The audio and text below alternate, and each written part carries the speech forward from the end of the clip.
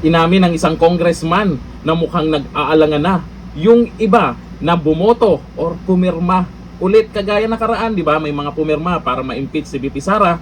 Ngayon, nag-isip-isip na sila.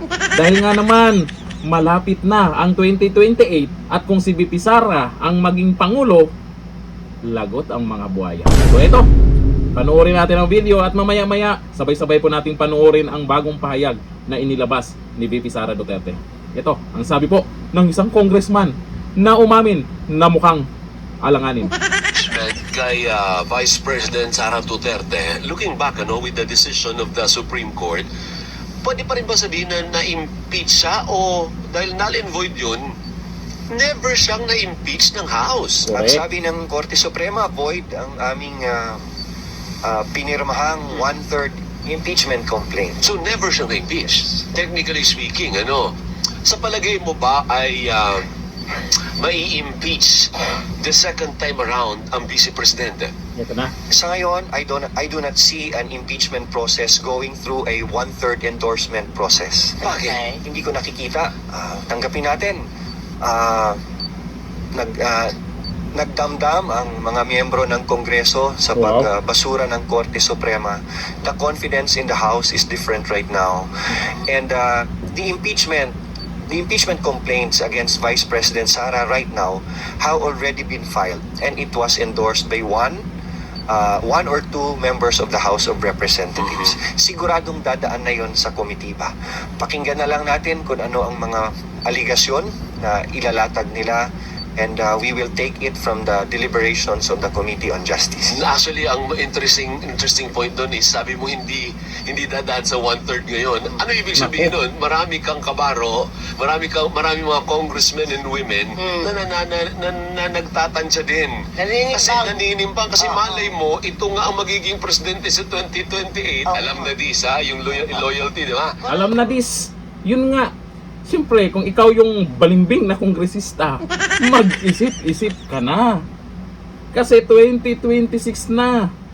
Hindi makakalimutan ng taong bayan, lalo na ang taga-suporta ni VP Sara, kung sino man ngayon ang papabor or yung pirmahan ba na ipa-impeach siya sa Kamara.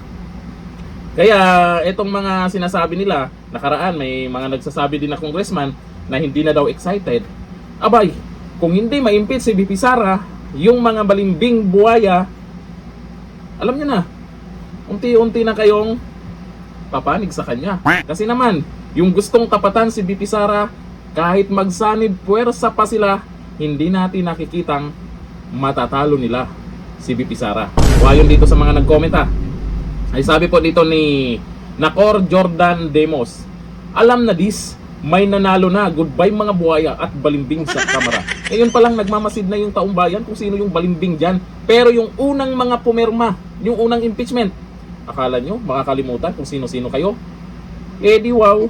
Ayon kay Emma Maralit, kabahan na kayo. Matamang maraming kinakabahan dyan. O ito, panoorin po natin ang bagong inilabas na pahayag po ni VP Sara Duterte 1 hour ago po ito, matungkol po sa darating pangsakuna.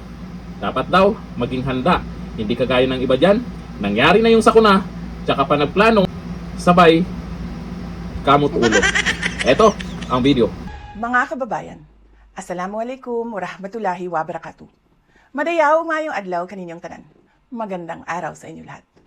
Kamakailan lamang ang mga sakuna ng pagguho ng lupa sa Cebu at iba't ibang aksidente sa dagat ay nagpapaalala sa atin kung gaano kahalaga ang pagbibigay prioridad sa kaligtasan sa lahat ng aspeto ng ating buhay. Sa lugar ng trabaho, sa ating araw-araw na paglalakbay, at maging sa loob ng ating mga tahanan.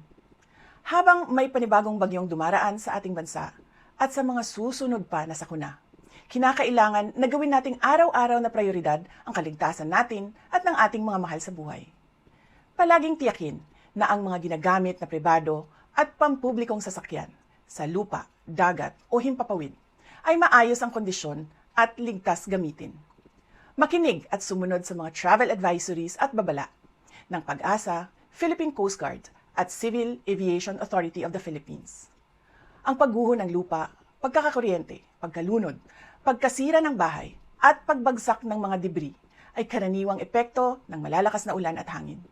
Tandaan na kahit lumabas na ng bansa ang bagyo, ang patuloy na pag-ulan ay maaari pa ring magdulot ng mga pagguho ng lupa ilang araw matapos ang bagyo.